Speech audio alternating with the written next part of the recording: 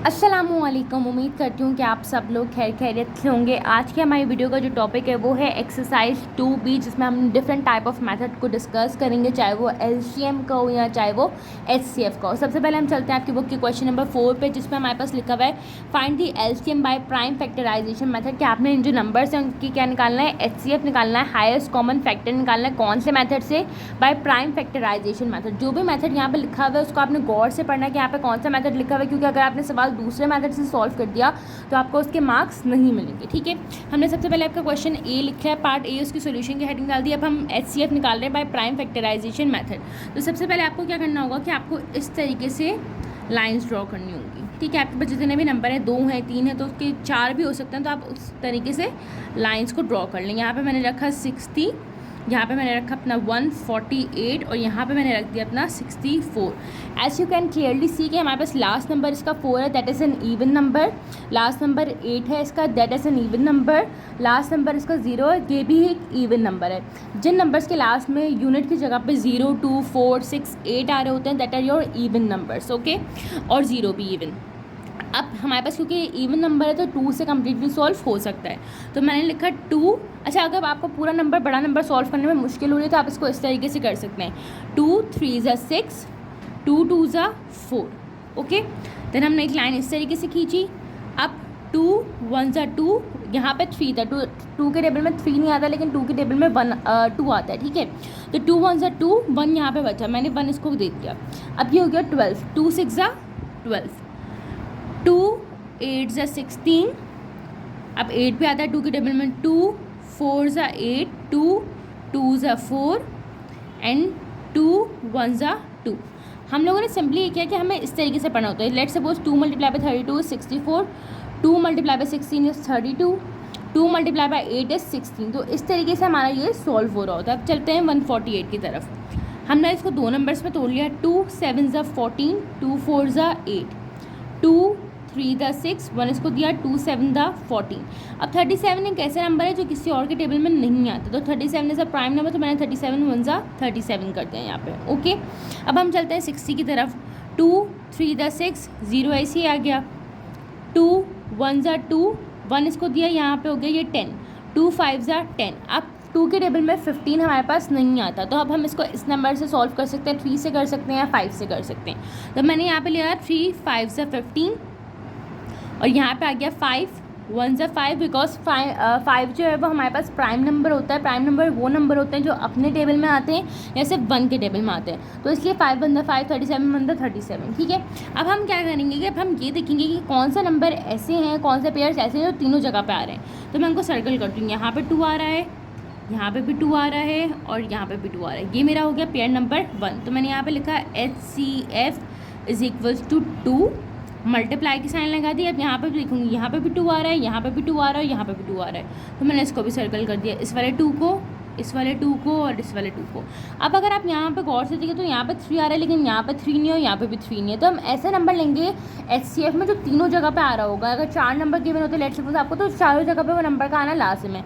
अब यहाँ पे 5 है, यहाँ पे 5 नहीं है, यहाँ पे 5 है, तो इस तरीके से हमारे पास सिर्फ 2 ही पेयर्स बनेंगे और वो बनेगा 2 मल्टीप्लाई बाई 2। अच्छा, बच्चों को बहुत ज़्यादा मिसकंसेप्शन होती है, वो ये होती है कि हमारे पास बच्चे कहते हैं जब हमने 2 के 3 सर्कल किए हैं तो हम 2 को भी 3 टाइम्स क्यों नहीं लिख रहे फर्स्ट पेयर के लिए। तो 2 को 3 टाइम्स नहीं लिखेंगे, वो एक पेयर बन गया, इट मीन्स कि वो एक आपका फैमिली का हिस्सा बन गया। तो फैमिली को आप एक सिंगल टाइम काउंट करेंगे। ठीक है, तो एक पेयर ये हो गया, एक पेयर ये हो गया, तो 2 मल्टीप्लाई बाई 2 इज़ 4। तो हमारा इसका HCF क्या आ जाएगा, आपके पास 4 आ जाएगा। अब हम लोग चलते हैं इसके पार्ट बी की तरफ, जिसमें हमारे पास अगेन 3 नंबर्स यहाँ पे गिवन है। तो मैंने सबसे पहले 3 पेयर्स बना लूँगी, एक 63 का, एक मैंने बनाया 108 का और तीसरा मैंने बना लिया यहाँ पर अपना 72 का। अब हम लोग सबसे पहले 63 से स्टार्ट करते हैं। ठीक है, तो यहाँ पे आएगा, यहाँ पे अच्छा देखिए हमारे पास क्योंकि लास्ट नंबर क्या है इसका 3 है, 3 इज़ एन ऑड नंबर। ठीक है, तो हम इसको इवन नंबर से सॉल्व नहीं कर सकते, तो मैंने क्या किया, 3 2 ज़ा 6, 3 1 ज़ा 3।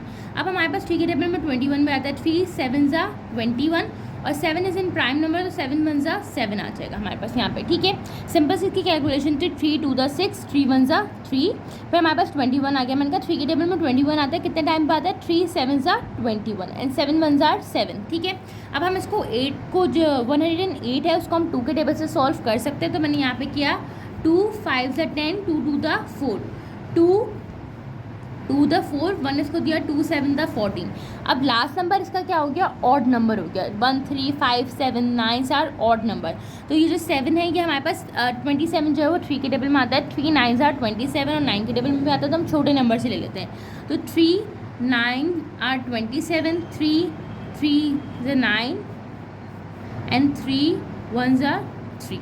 ठीक है, अब हम चलते हैं 72 के ऊपर। तो ये आ जाएगा 2 के टेबल से 2 3 ज़ 6, 1 इसको दिया 2 6 ज़ 12, 2 1 ज़ 2, 1 इसको दिया 2 8 ज़ 16, 2 9 ज़ 18, 3 3 ज़ 9, 3 1 ज़ 3।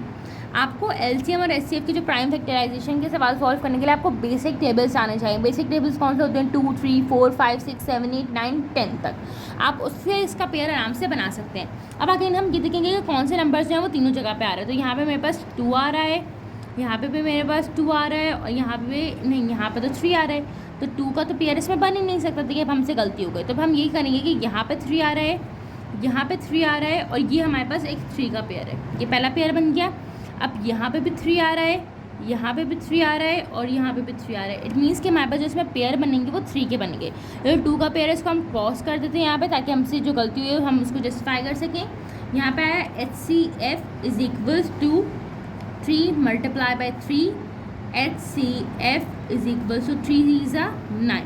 ठीक है, हमने 3 का पेयर क्यों लिया, क्योंकि यहाँ पर 2 2 आ रहा था, लेकिन यहाँ पर 2 नहीं आ रहा है, इसलिए 2 का पेयर नहीं ले सकते। तो मैंने इसको सर्कल किया 3 3 3 3 3 3। ठीक है, अच्छा बच्चों को ये भी होता है कि यहाँ पे इसकी सेम जगह पे नहीं आ रहा 3, तो क्या हम इसका पेयर बना सकते हैं। तो ये आप इसका पेयर ज़रूर बना सकते हैं, उससे कोई फर्क नहीं पड़ता कि आगे पीछे आ रहा है। हमें कंसर्न इस बात से होता है हमारा कि वो तीनों जगह वो नंबर एग्जिस्ट करना चाहिए। तो इसका HCF हमारे पास आ गया 9। अब हम चलते हैं आपकी बुक के क्वेश्चन नंबर 5 की तरफ, जिसमें हमसे कह रहे हैं find the HCF for each group of prime factors. क्या आपके पास 3 प्राइम फैक्टर्स के पेयर दिए हुए, ग्रुप दिए हुए, हमसे कह रहे हैं कि उसमें से आप HCF को कैलकुलेट करके दिखा दें। अब आपके पास अगर दिख रहा हो तो सवाल कुछ इस तरीके से आपकी बुक में मेंशन है, मैं आपको शो भी कर देती हूँ। ये रहा आपका क्वेश्चन नंबर 5, इस तरीके से आपके पास बुक में मेंशन है। ठीक है, तो अब हमें करना ये कि हमें सबसे पहले इसको ऑर्डराइज फॉर्म में लिखना होगा, ऑर्डर फॉर्म में लिखना होगा। तो मैंने क्या किया, 2 multiply by 2 multiply by 5 multiply by ये लिखा, और यहाँ पे डॉट था और ये कॉमा था, मैंने इस तरीके से लिखा 2 multiply by 2 multiply by 2 multiply by 5। ये आ गया मेरा पहला ग्रुप, और यहाँ पे आपको दिख रहा होगा कॉमा है, यहाँ पे भी हमारे पास कॉमा है। नेक्स्ट ग्रुप हम नेक्स्ट लाइन पे लिखेंगे 2 multiply by 2 multiply by 3 multiply by 5। ये आ गया दूसरा ग्रुप, यहाँ पे भी मैंने कॉमा लगा दिया। ठीक है, और फिर लास्ट ग्रुप है मेरे पास 2 multiply by 2 multiply by 5 multiply by 11। अब हमें पता है कि HCF जो होता है उसमें हमारे लिए ज़रूरी है कि तीनों जगह पे वो नंबर आना चाहिए। अगर 3 नंबर दिए होते, अगर 4 नंबर दिए तो चारों जगह पे आना चाहिए। ठीक है, तो हमने कहा ये नंबर जो है 2 वो तीनों जगह पे आ रहा है। तो एक ये हो गया हमारा पेयर। सेकेंड पेयर हमारे पास 2 का ये हो जाएगा, क्योंकि तीनों जगह पर आ रहा है। उसके अलावा हमारे पास एक पेयर 5 का भी बन रहा है। ये आ गया 5 का एक पेयर इस तरीके से। तो उसका जो HCF निकलेगा वो निकलेगा हमारे पास HCF is equals to 2 multiply by 2 multiply by 5, HCF is equal to 2 the 4 4 5 ज़ा 20। तो हमारे पास इसका जो HCF हो गया वो हो गया हमारे पास 20। हमने बाकी नंबर्स को क्यों नहीं लिया, 2 को 3 को 11 को, क्योंकि वो उनका कोई पेयर नहीं बन रहा था।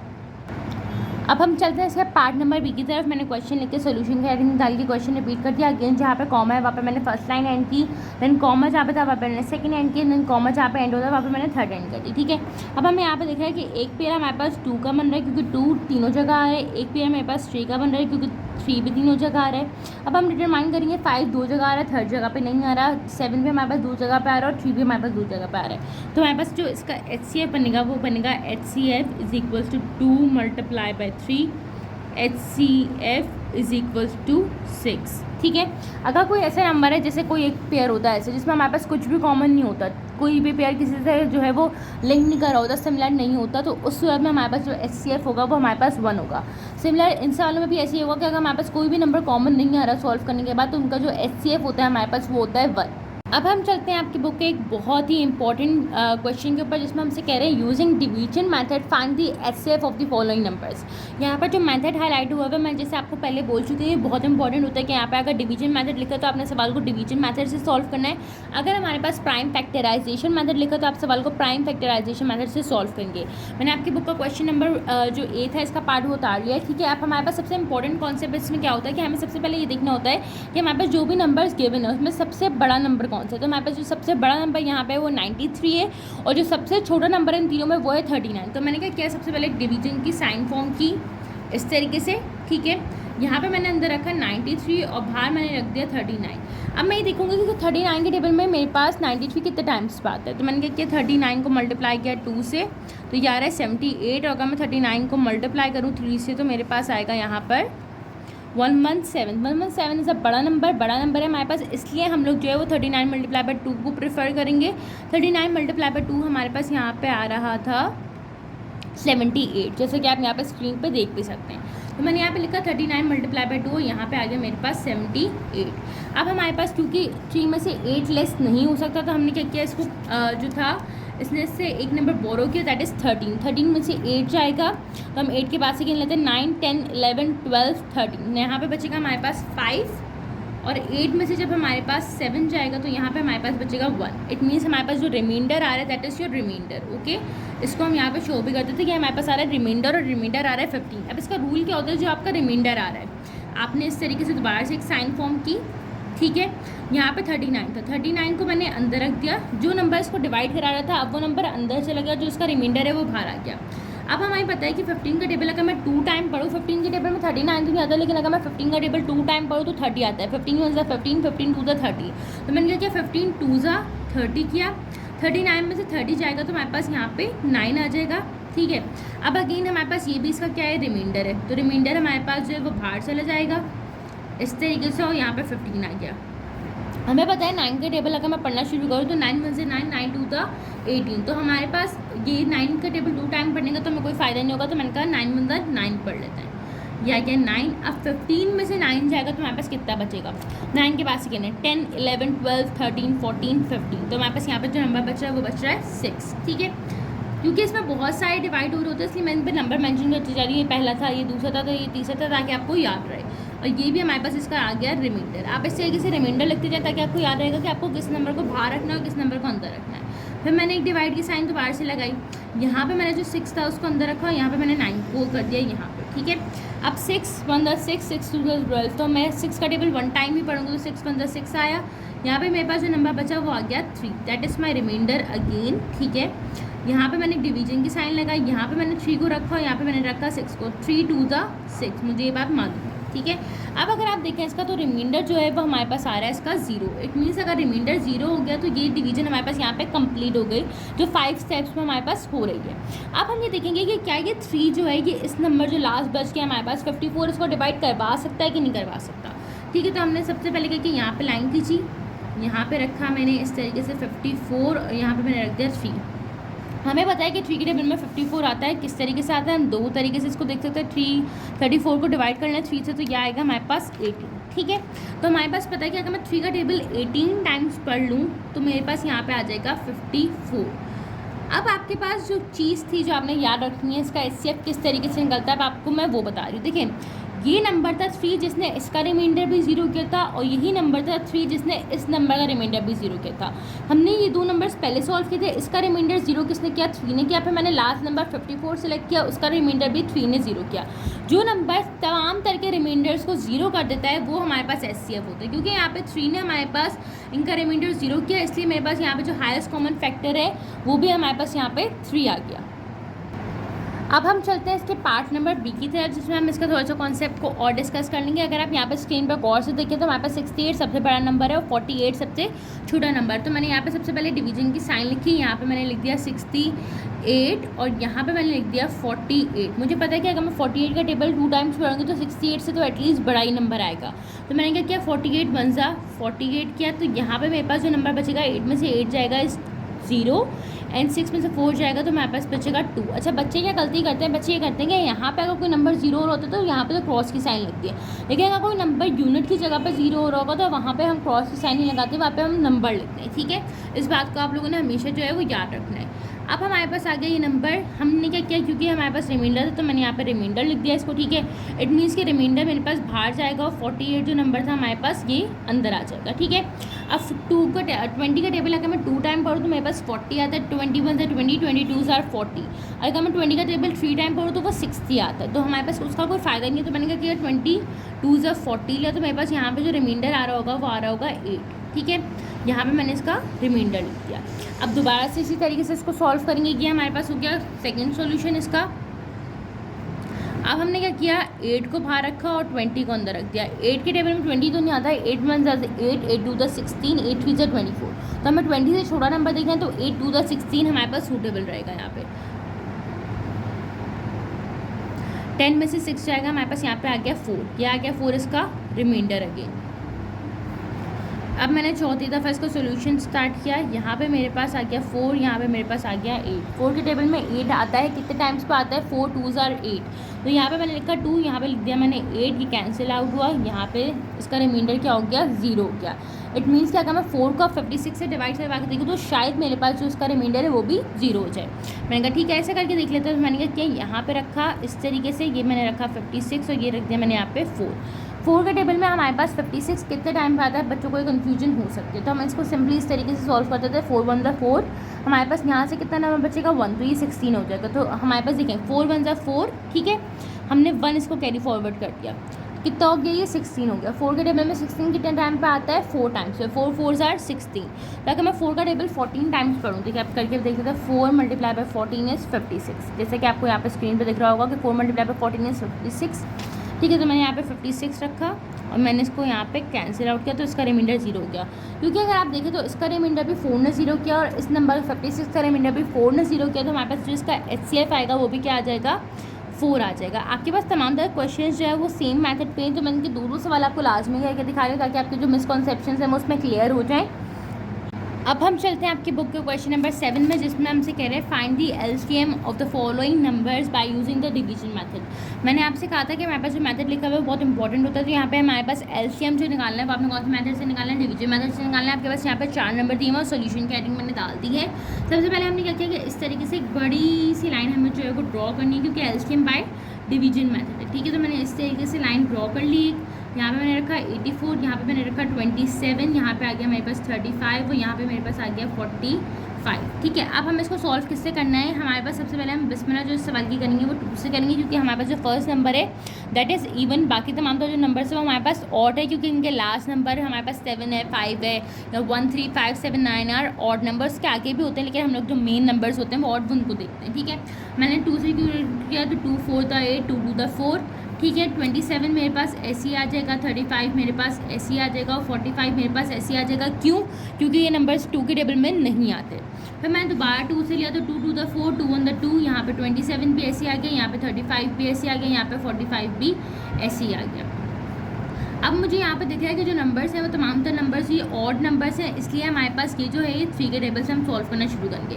तो 3 7 द 21, 3 9 द 27, 35 तो आ ही नहीं सकता, तो 35 ऐसे लिख दिया। 3 1 द 3, 1 इसको दिया, 3 5 ज़ा 15। देखिए 3 1 द 3 हुआ, 1 इसको मैंने कैरी फॉरवर्ड किया। ठीक है, इसको गिफ्ट कर दिया तो ये 15 हो गया, 3 5 ज़ा 15। ओके, अब हम लोग क्या करेंगे, दोबारा से 3 का टेबल लेंगे। 7 मेरे पास क्योंकि नहीं आता 3 के टेबल में, तो वैसे आ जाएगा। 3 3 ज़ा 9 होता है, 35 मेरे पास अगेन ऐसे आ गया। यहाँ पे मेरे पास 3 5 ज़ा होता है 15। ठीक है, अब हमारे पास अगेन 3 की गुंजाइश है, ये दो नंबर तो 5 के टेबल से जाएंगे, क्योंकि लास्ट नंबर क्या है 5 है, तो इसलिए दोनों नंबर्स 5 से ही सॉल्व होंगे। मैंने यहाँ पे 3 लिया, 3 1 द 3 कर दिया, यहाँ पे मेरे पास 35 आ गया, यहाँ पे मेरे पास 5 आ गया और यहाँ पे मेरे पास 7 आ गया। अब मैंने कहा एक काम करती हूँ 5 के टेबल से सॉल्व कर लेती दोनों को। तो 5 7 द 35, 5 1 ज़ा 5। ठीक है, यहाँ वाला 1 मेरे पास ऐसे आ गया और इसका 7 भी ऐसे आ गया, क्योंकि हमारे पास 5 7s are odd number, 5 7 1 3 5 7 9 are odd number, ठीक है। और 1 3 5 और 7 ये जो नंबर्स होते हैं ये हमारे पास प्राइम नंबर्स भी होते हैं। तो यहाँ पर क्या करेंगे, 7 1 7 कर देंगे, यहाँ पे 1 ऑलरेडी था, यहाँ पे भी 7 1 7 हो गया, यहाँ पे भी 1 आ गया, ठीक है। अगर आप गौर से देखें तो हमारे पास इसका मेथड क्या होता है एलसीएम का, ठीक है। यहाँ पे हमारे पास अच्छा लाइन खींच लेगा आप लोग, ठीक है, प्रॉपर्ली हमारे पास वर्किंग होती है इसमें, ठीक है। अब हमें क्या करना है कि हमें इन तमाम नंबर जो हमारे पास फैक्टर्स आ रहे हैं उनको मल्टीप्लाई करना है। 2 मल्टीप्लाई बाई 2 होगा, फिर 3 2 का जो उसका आंसर आएगा वो 3 से मल्टीप्लाई होगा, उसका आंसर 3 से, फिर 3 से, फिर 5 से और फिर 7 से। तो आप लोग इस तरीके से लिखेंगे कि LCM is equal to 2 multiply by 2 multiply by 3 multiply by 3 multiply by 3 multiply by 5 multiply by 7, ठीक है। LCM is equal to 2 to the 4 4 3 are 12। आप इस तरीके से भी कर सकते हैं, दो तरीके इनके, 2 multiply by 2 multiply by 3 multiply by 3 multiply by 3 multiply by 5 multiply by 7।